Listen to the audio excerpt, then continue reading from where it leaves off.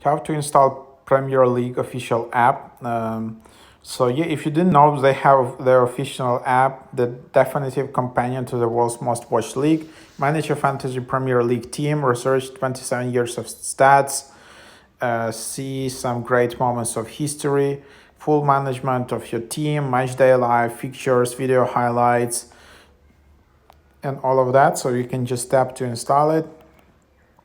There are more than 200,000 ratings in this app, as you can see. So you can just explore it. So just open up, and then you can create your account. You can set some alerts. You can just get started, and then you can just select your favorite team.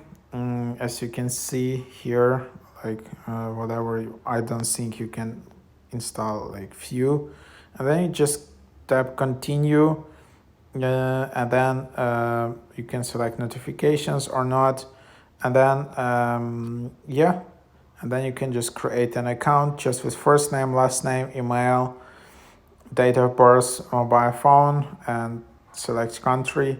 So yeah, soccer and or football is becoming more and more popular in US. Messi moved to Inter Miami, and there are more and more soccer teams.